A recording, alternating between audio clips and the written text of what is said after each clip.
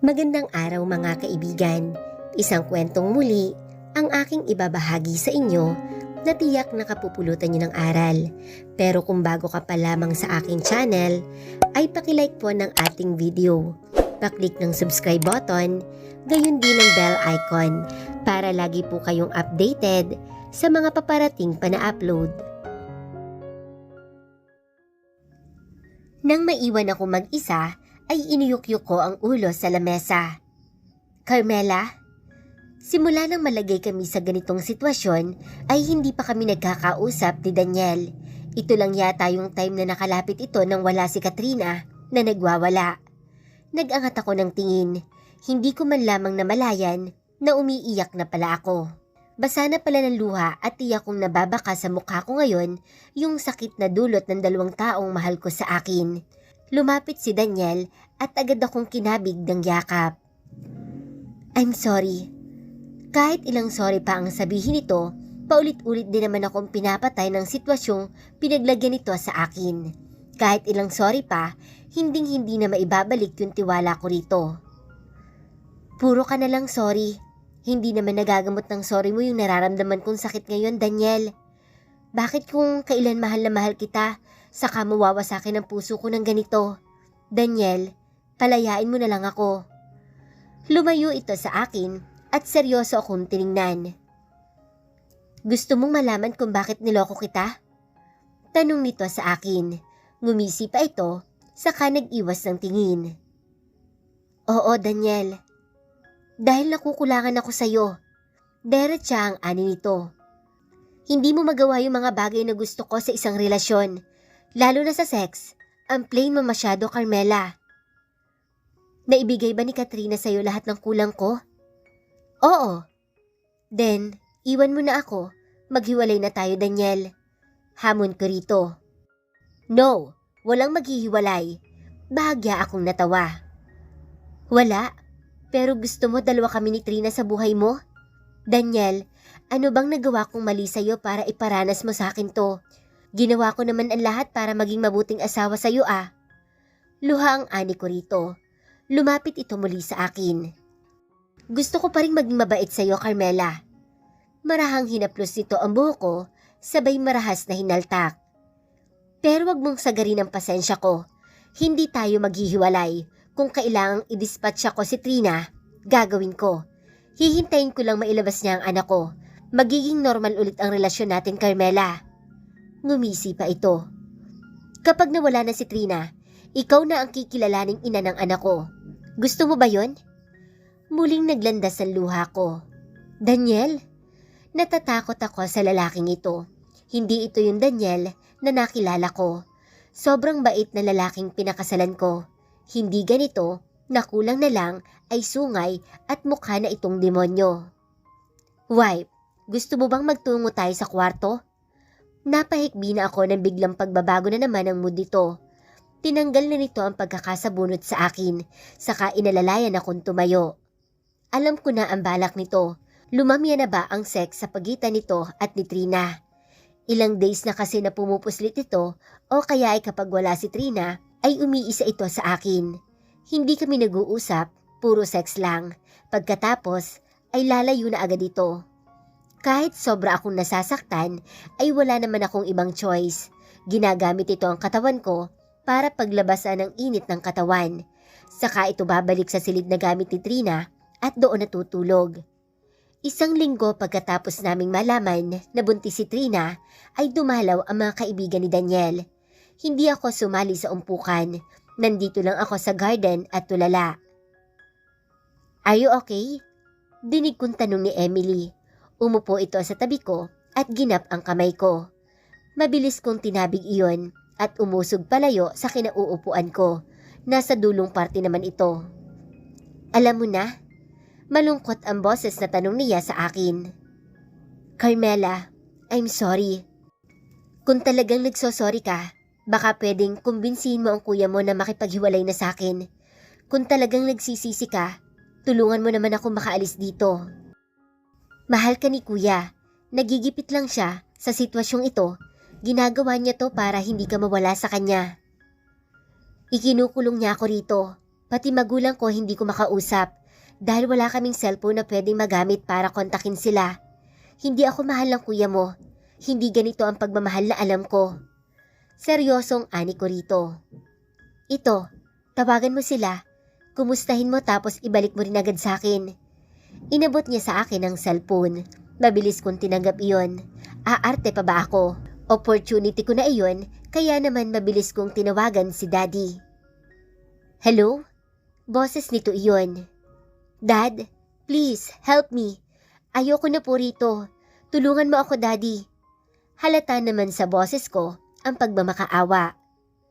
Kung inaalala mo ang company, ilalaban natin sa legal na paraan, Daddy. Ako na ang mamamahala sa company. I'm sorry, Carmela. Para sa ikabubuti mo, manatili ka na lang dyan. Nagkausap na kami ni Daniel. Kapag nakapanganak si Trina, ay iuwi naman dito at iiwan namin ang baby niya sa pangangalaga mo. Dad! Frustrated na ani ko rito. Nakakagalit yung sinasabi nito. Tatay ko siya, pero bakit ganito siya sa akin? Sobra naman ito. Isipin mo yung mawawala sa atin kapag nagpadala ka sa emosyon nating dalawa. Gustong-gusto ko kayong ilayo ni Trina kay Daniel, pero nakatali kami ng mami mo at tanging magagawa namin ay hayaan si Daniel sa gusto niya. Daddy, parang awa mo na po. Tulungan mo ako dito. Ayoko na rito. Nagmamakaawang ani ko rito. Hindi ko narinig pa ang boses ni Daddy dahil pinutol na nito ang tawag. Napahugulhol na lang ako ng iyak. I'm sorry, bulong ni Emily. Kinuha na nito ang phone niya at iniwan na ako mag-isa sa garden. Napahagulhol ako ng iyak nang maiwang mag-isa. Puro ka na lang iyak. Kinukuha mo na ba ang simpatsya ng tao sa paligid mo? Lumang tricks na yan, Ella. Mahinahong wika ni Trina. Bakit tayo humantong sa ganito? Mahinang usal ko. Dahil mahina ka, dahil gusto mong kunin ang atensyon ng lahat. That's not true, Trina. Seryosong ani ko rito. Iyon ang totoo. Hindi mo papansin or sadyang nagmamaang-maangan ka lang? Ang plastic mo, Carmela. Hindi ka nagagalit? Wala kang ibang reaksyon pagkatapos mong malaman ang panloloko namin sa'yo? Too good to be true, sis. Ang plastic mo masyado. Lumaban ka. Hinding-hindi ka mamahalin ng asawa mo. Ako yung mahal niya at ako yung magbibigay sa kanya ng anak na hindi mo maibigay. Enough. Mahina ang tinig na ani ko rito. Pwede kitang tulungan. Gusto mo bang makatakas sa asawa mo? Lumarawan siguro sa mukha ko ang pag-aalinlangan, kaya tumalim ang tingin nito sa akin. Malaking gulo oras na umalis ako rito. Iyon ba talaga ang inaalala mo? O plano mong bawiin pa sa akin si Daniel kahit may anak na kami? Huwag kang selfish, Carmela. Kami ang nagmamahalan. Kami ni Daniel ang nararapat. I'll stay here. Nabigla ako nang haltakin nito ang buhok ko. Napahiyaw ako sa sakit. Kailangan kong protektahan ang sarili ko, kaya hinablot ko na rin ang buhok nito. Daniel! Nagpapaawa effect na naman ito. Nang dumating si Daniel at ang mga kaibigan nito sa garden, ay mabilis na lumapit at inawat kami. Dinudugo ka na naman. Takot na wika ni Tala pagkakita sa hita ni Trina. Nanginig ako sa takot. Kasalanan ko ba yun? Tulalang napatitig ako. Si Ian ang unang nakalapit dahil waring nabigla si Daniel. Itinakbo nila paalis si Trina habang si Daniel ay waring natauhan. Lumapit ito sa akin at malakas akong sinampal. Ipinakikita mo na rin ba ang tunay mong kulay? Galit na ani nito sa akin. Hindi ko inaasahan ang sunod nitong ginawa. Malakas niya akong sinikmuraan dahilan para mapaluhod ako. Agad na gumuhit ang sakit sa buo kong katawan. Oras na may mangyaring masama sa anak ko, pamilya mo ang magbabayad sa kasalanan mo sa akin. Nanginginig ako, sakalang ito tumalikod at humabol na sa kasama. Ate? Agad na lumapit sa akin si Tala. Sumunod ito kanina nang buhatin si Trina. Anong ginawa niya sa'yo? Takot na ani nito. Narinig na namin ang sunod-sunod na ugong ng sasakyan palabas. Inagapan ni Tala ang kamay kong nanginginig. Nang sapuhin ko ang aking gitna, ay napatulala ako nang makita ang kulay pulang likido. Diyos ko ate! Napaatungan lang iyak ang kasambahay ko na tanging tao na nagmamalasakit sa akin. Pilit ako nitong itinatayo pero hinang-hina ako. Biglang naubos ang lakas at napatulala na lang. Hihingi ako ng tulong. Iniwan ako nitong mag-isa. Ayaw iproseso ng utak ko ang nangyayari.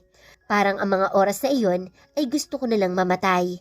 Gusto ko na lang matapos ang lahat ng ito. Sa dami ng dugo na nakita ko, ay mas lalong nawala ako sa sarili ko. Naririnig ko ang tinig ni Tala na umiiyak, ang tinig ng dalawang guard na tinawag nito. Naramdaman ko rin na may bumuhat sa akin, pero para na akong manhid at iniwan ang katinuan. Walang makakaalam nito. Kapag nalaman ni Kuya Daniel, tiyak na malaking gulo ito. Baka mapahamak si Ma'am Carmela lalo. Naririnig ko si Tala, pero hindi ko magawang imulat ang mga mata ko. Hindi ko nga makuhang igalaw ang katawan ko sa labis na panghihina. Alam kong wala na ang baby ko. Gusto kong magwala pero hindi ko magawa sa ngayon dahil hinang-hina talaga ako. Opo, nasa kabilang hospital po si Sir Daniel. Nakaantabay roon ang kasama ko para matimbrehan tayo in case na uuwi na si Sir. Nakausap ko na ang kaibigan kong doktor. May uwi naman daw natin si Ate Carmela. Wala na ring bleeding kaya ligtas na siyang maiuwi. Nakakapanghinayang lang at hindi natin naisalba ang baby niya. Hayop talaga si Kuya Daniel. Habang alalang-alala siya sa kabit niya, ay narito ang asawa niya at nagdurusa. Basta wag niyong alalahanin ang sikreto ninyong ito. Ititikom namin ang bibig namin sa nangyari. Basta, tulungan na lang natin si Ma'am. Oo naman, para ko na rin siyang kapatid. Gising na yata siya. Pilit na akong nagmulat. Wala na atang luhang babagsak pa. I love my baby. Kasalanan ni Trina. Kasalanan ni Daniel. Wala na akong nararamdaman pang kahit na anong pagmamahal. Biglang tinangay ng hangin kasabay ng pagkawala ng anak ko. Umuwi na tayo. Seryosong ani ko kay Tala. Magpahinga ka na muna saglit ate. Uuwi rin tayo pero ipahinga mo muna yung katawan mo. Niyakap ako nito pero para akong tuod na tulala lang. Wala na akong pakaalam sa kanilang lahat. Galit na galit ako ngayon Tala. Ipinapangako ko sa anak ko na magbabayad sila. Hindi ko sila patatahimikin. Kung kinakailangan mamatay sila para lang mabawasan ang galit na nararamdaman ko, ay gagawin ko. Papatayin ko sila Tala. Papatayin ko sila. Paulit-ulit na ani ko habang tulala pa rin. Blanko ang ekspresyon ng mukha at nagtatangis ang kalooban sa pagkawala ng anak ko. Iuuwi na kita ate. Kung ano man yung maging desisyon mo, susuportahan kita. Tala, yung kopya ng mga video nila, sa'yo ko ipagkakatiwala. In case may mangyaring masama sa akin, ilabas mo. Wala na akong pakialam kung masira ko ang pangalan nila. Dapat malaman ng buong mundo kung gaano sila kababoy. Oo ate, maaasahan mo po ako. Pangako ko yan sa'yo. Iabot mo nga sa akin yun? Maarte na wika ni Trina. Itinuro nito ang remote ng TV. Sa akin siya nakatingin. Kung yuyuko siya o lalapit ng kaunti, ay maaabot naman niya iyon. Pero gusto niya talagang mang-asar. Ako na lang po Ma'am Trina. Mabilis na lumapit si Tala at dinampot ang remote sabay bigay rito. 1 linggo pagkatapos naming parehong madala sa hospital. Ngunit hindi nagustuhan ni Trina iyon. Tinabig nito dahilan para mahulog iyon. Pulutin mo. Mariing utos niya sa akin. Nakakasira pala ng katinuan ang insecurity sa katawan dahil habang pinagmamasdan ko si Trina ay kitang-kita ko kung gaano siya kasirang-sira. Bahagya akong umiti rito, saka inayos ang salamin na suot. Trina, magiging nanay ka na, pero kung umakto ka para ka pa ring bata, huwag mo namang ipahalata ang ugali mo. Hindi maganda yan. You bitch? Sinong may sabi? Ako pa talaga ang bitch? Inangat ko ang kamay kung saan may singsing na suot, wedding ring namin ni Daniel at ang heirloom ring na ibinigay nito sa akin. I'm the legal wife here, not you. Mahinahan kong ani rito. How dare you? Matagal na akong nagtitiis sa pagiging fake mo. Ngayon may lakas ka na ng loob na ipakita yan? Tumawa ito. Bakit? Bothered ka na ba? dahil ako nabigyan ko ng anak si Daniel? Tumikhim ako at mahinang ikinumpas ang kamay. Hanggang kasal kami ni Daniel, wala ka pa rin pinanghahawakan, Trina. Alam mo ba ang plano niya? Mainhing tumayo saka nagpalakad-lakad sa harapan nito. Plano niyang pagkapanganak mo ay kukunin niya ang baby, tapos ako ang tatayong ina ng bata. So, little sis, huwag ka munang magpakasaya. Hindi pa sigurado ang pwesto mo dahil lang nasatisfy mo ang asawa ko sa kama. Hanggat kasal kami ni Daniel, other woman ka pa rin. Sunod-sunod na pumatak ang luha nito. Awa, ano nga ba yun? Nakalimutan ko na. What's going on here? Magaspang ang tinig na ani ni Daniel, kaya naman pala, bigla na lang itong umiyak. Nothing. Sensitive lang talaga kapag buntis. Umiiyak siya kasi nalaglag ang remote. Patahanin mo na, Daniel. Kawawa naman. Kalmadong ani ko at hinila na si Tala para sumama sa akin. Sukang-suka na ako sa kaartehan ni Trina, kaya marapat lang na hindi nito makita kung paano magpapaawa na naman ang babae. Hanggang kailan tayo rito, ate? Tanong nito sa akin nang mariting namin ang silid ko. Malapit na ang birthday ni Trina. Iyon ang gagamitin kong opportunity para makatakas sa kanila.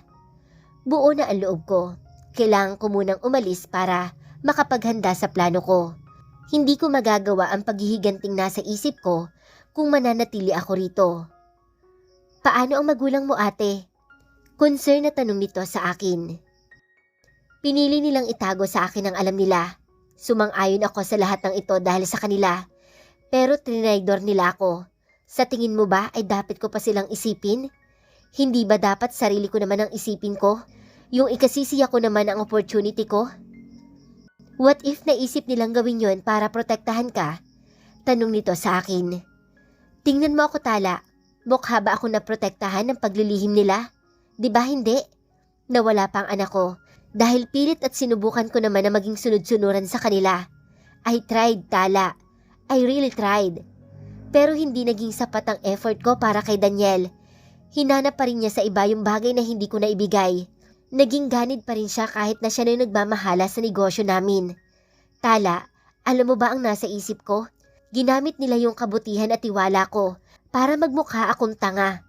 Alam kasi nilang malaki ang tiwala ko sa kanila. Nanib ako sa ganoong kataksilan at panloloko. Kaya naging malakas ang loob nila na saktan ako ng ganito. But after what happened, lalo na sa baby ko, huwag silang umasa na mananahimik pa rin ako. Kasi sinagad nila yung kabaitan ko. Sagad na.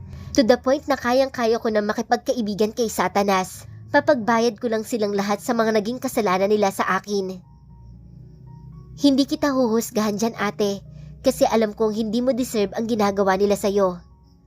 Basta, tuparin mo ang pinangako mo, Tala. Ilabas mo yung kopya ng videos nila in case na bigla na lang akong maglaho.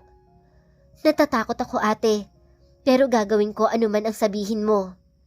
Napangiti ako sa bayakap dito. Ang kopya ay inilagay ko sa 2 flash drive. Itinago ko sa pinakaligtas sa taguan na pwede kong paglagyan. Gumuhit ang ngiti sa labi ko. Tiyak na hindi iyon mawawala roon.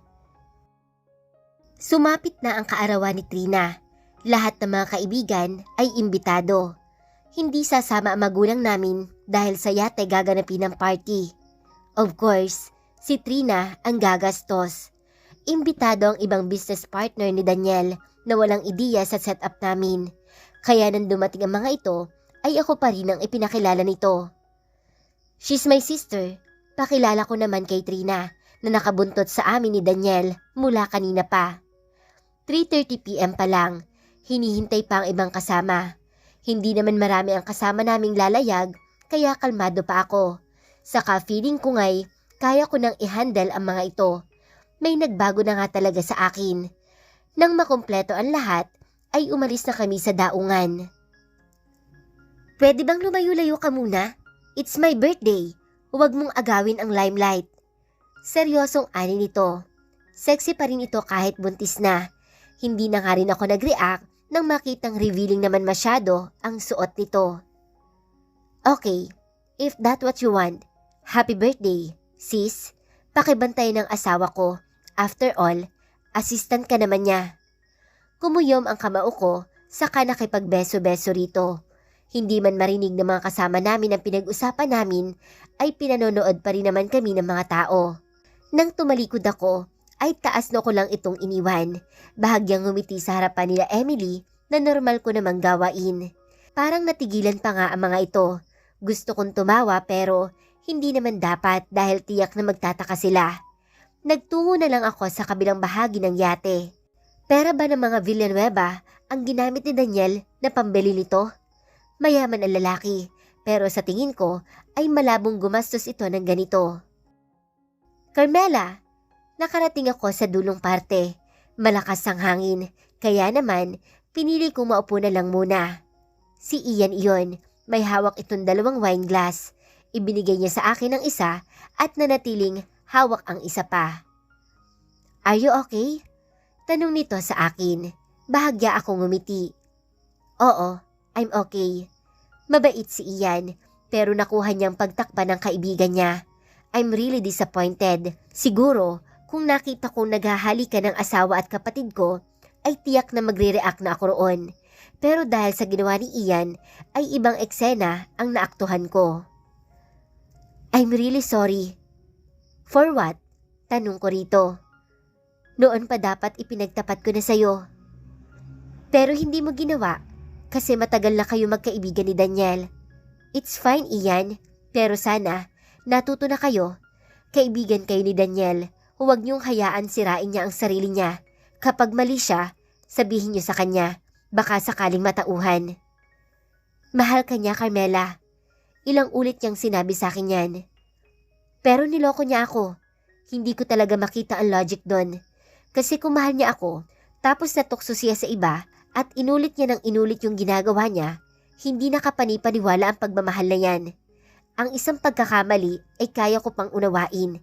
Pero yung inuulit-ulit, hindi lang siya basta natukso.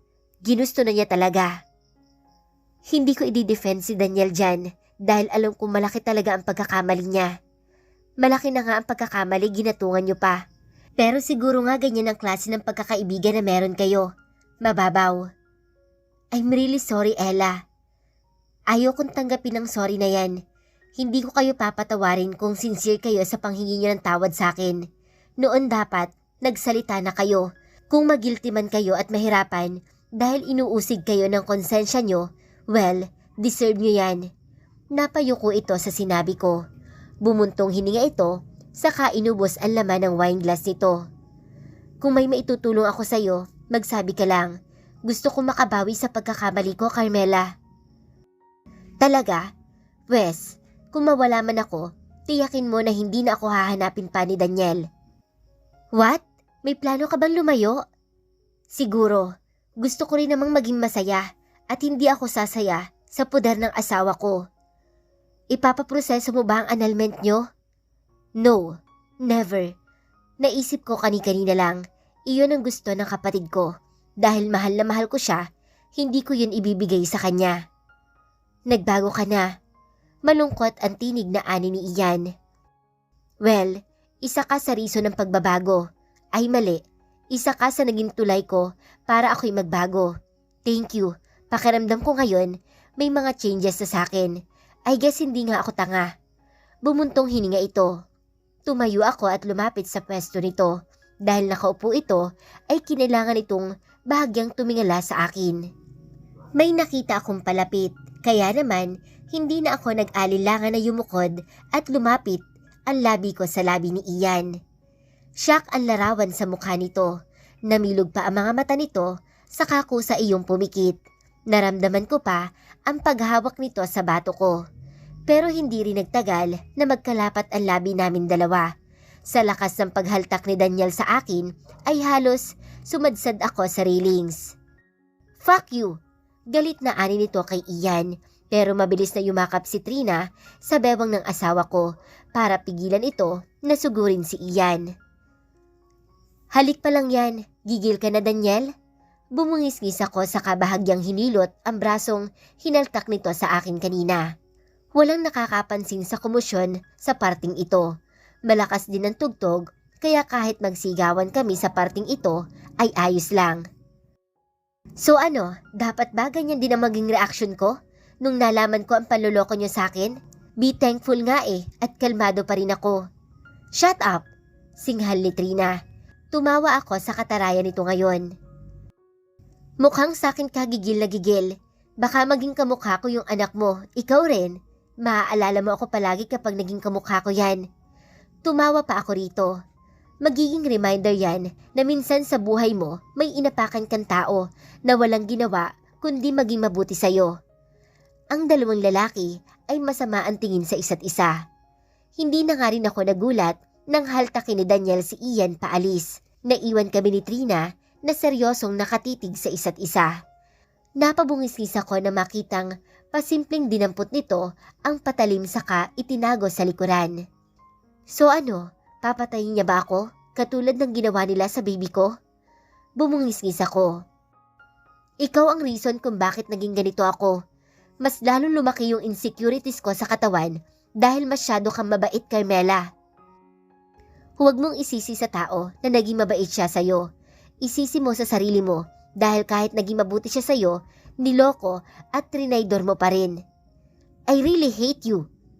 Me too. I hate you. Nakuha ko pang humiti rito. Mas lalong nabuhay ang galit ni Trina sa akin nang makitang nakuha ko pang humiti rito. Pero sumbat na walang katuturan. Puro salitang dapat ikahiya nito pero proud niya pang sinasabi sa akin ngayon. Kasalanan ko bang mahina ang kokote niya at tanging katawan lang niya ang alam niyang gamitin para kunin ang gusto niya? Kasalanan ko bang mas proud ang family and relatives ko sa akin na hindi man nag-e-effort ay nag-e-excel sa mga bagay-bagay? Minsan kahit wala na tayong intensyon na masama, ang tingin ng mga inggitera at insekyora ay ginagawa natin iyon para magpabida. Pinalaki ni Trina yung galit sa puso niya na kung tutuusin ay pwede naman pag-usapan. Nilamon siya ng insecurities at inggit kaya ganito siya ngayon.